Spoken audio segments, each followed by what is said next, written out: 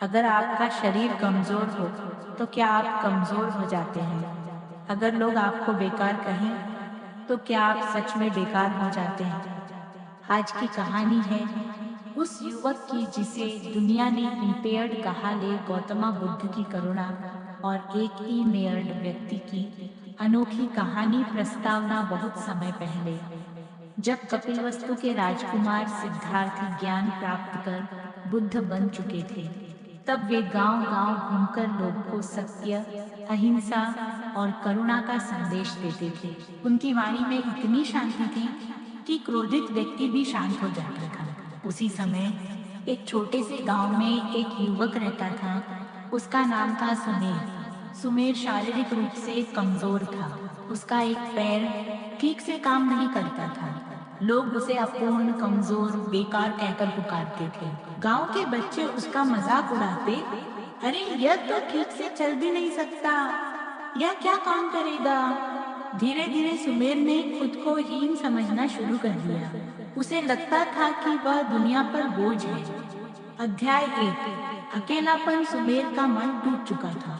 वह अक्सर नदी किनारे बैठकर सोचता, भगवान ने मुझे ऐसा क्यों बनाया? क्या मैं किसी काम का नहीं?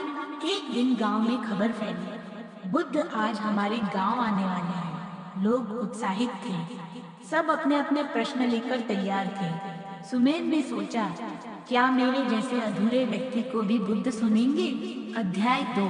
पहली मुलाकात। बुद्ध पीपल के वृक्ष के नीचे शांत बैठ गए। चारों ओर सन्नाटा था। उनके चेहरे पर करुणा की अद्भुत चमक थी। सुमेर लंगड़ाते हुए आगे आया। लोग फुसफुसाने लगे, देखो ये भी आ गया। सुमेर कांपती आवाज में बोला, भगवान मैं अपंग हूँ, लोग मुझे तुच्छ समझते हैं, क्या मैं सच में बेकार हूँ? बुद्ध मुस्कुराए। उन्होंने धीरे से पूछा, तुम्हें किसने कहा कि तुम बेकार हो?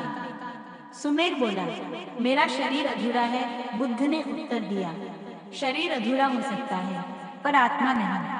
जिसके भीतर करुणा, धैर्य और सत्य है वह कभी अधूरा नहीं होता। अध्याय 3। कमल का उदाहरण। बुद्ध ने पास रखे एक कमल को उठाया। देखो इस कमल को, यह कीचड़ में पैदा होता है पर कीचड़ उसे गंदा नहीं कर पाता। क्या तुम इसे अधूरा कहोगे? सुमेर ने सिर हिलाया। नहीं भगवान, बुद्ध बोले, तुम भी उसी कमल की तरह हो। परिस्थितियां तुम्हें कमजोर दिखा सकती हैं, पर तुम्हारा मन यदि शुद्ध है तो तुम पूर्ण हो। अध्याय 4।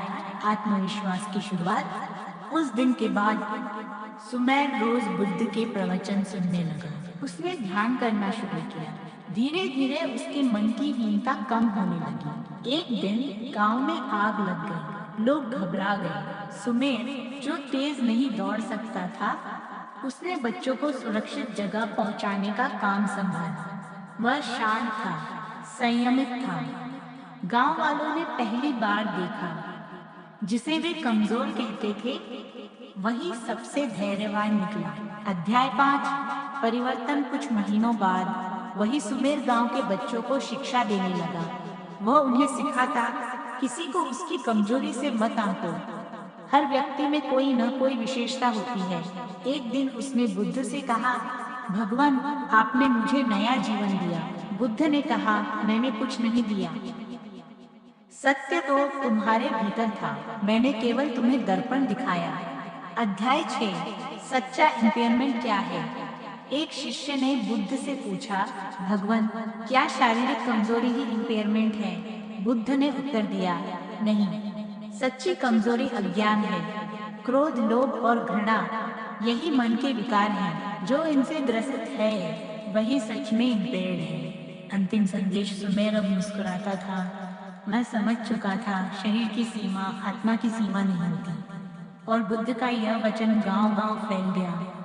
ग्रेटर दैन स्वयं को तुच्छ समझता है, वही सबसे बड़ा भ्रम पालता है।